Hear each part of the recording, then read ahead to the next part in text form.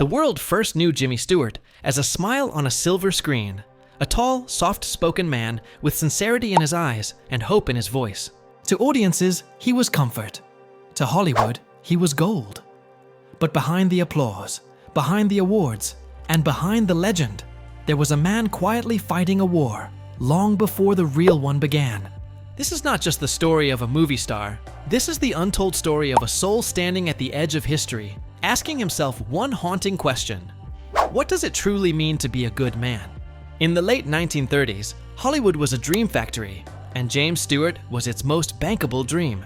He had already climbed higher than most actors ever would.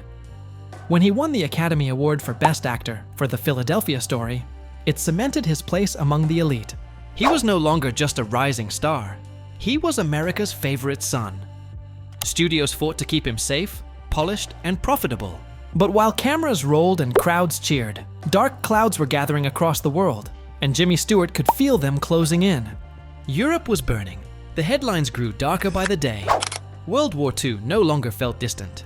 It felt inevitable, and while others debated politics from afar, Stewart felt something far more personal stirring inside him. He wasn't afraid of losing fame. He wasn't afraid of losing fortune. What terrified him was the idea of standing by while others sacrificed everything.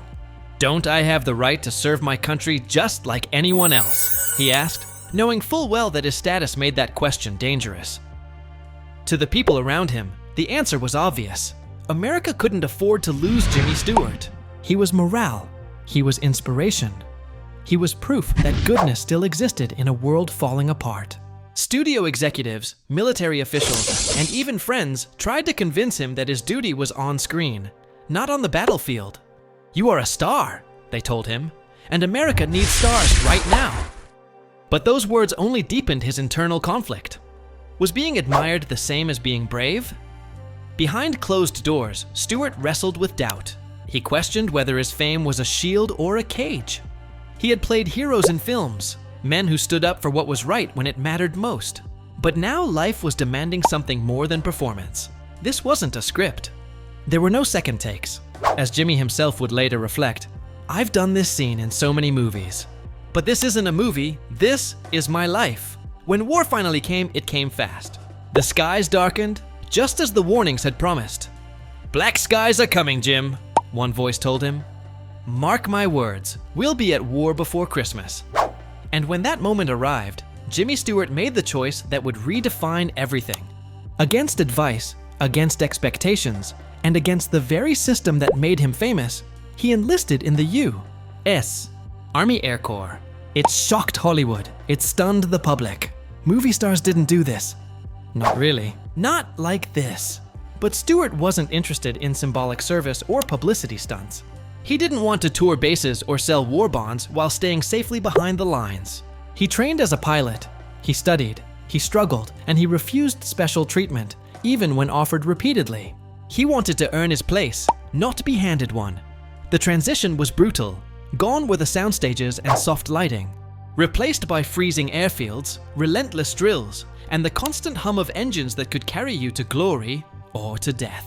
Jimmy Stewart was older than most of the men around him, and he felt it every day. But what he lacked in youth, he made up for in discipline and determination.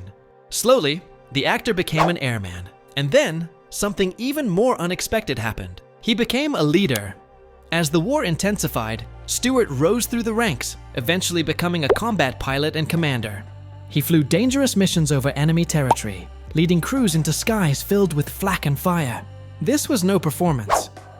No audience clapped when he landed. No director yelled "cut" when fear took over. These moments were real, and they changed him forever. Each mission left a mark. Each loss weighed heavier than the last. Jimmy Stewart saw friends die. He carried responsibility for men who trusted him with their lives. The war stripped away the innocence that once defined his screen persona. And when it was finally over, when he returned home a decorated war hero, the man who stepped back into Hollywood was not the same one who had left. Audiences noticed immediately. Something had shifted. His performances grew darker, more complex, more haunted. Films like It's a Wonderful Life carried a depth that felt painfully real. When George Bailey stood on that bridge, broken and desperate, it wasn't just acting. It was Jimmy Stewart channeling everything he had seen, everything he had lost, and everything he had survived. Behind the scenes, the struggle continued. Fame felt hollow now. Applause rang differently in his ears. He questioned his place in a world that celebrated illusion while ignoring truth. What the audience needs is the truth, he believed. But truth was messy, truth was painful, and the question lingered. Were people brave enough to hear it? The irony was impossible to escape. The man once told he wasn't cut out for war had faced it head-on. The actor dismissed as just a performer had proven himself where it mattered most.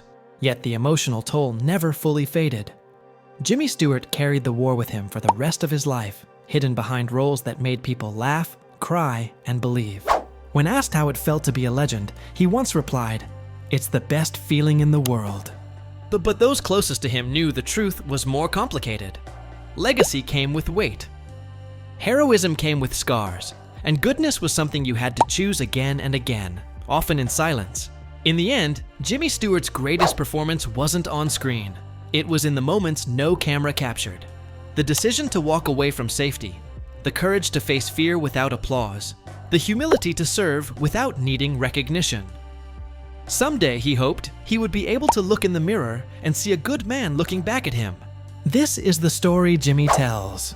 Not as a myth, not as propaganda, but as a reminder that legends are not born from fame alone. They are forged in the choices made when no one is watching, when the cost is real, and when the stakes are life itself. And perhaps that is why, decades later, Jimmy Stewart still matters. Not just as an icon of Hollywood, not just as an Academy Award winner, but as a man who proved that courage doesn't always roar. Sometimes it speaks quietly and simply says, "I will serve."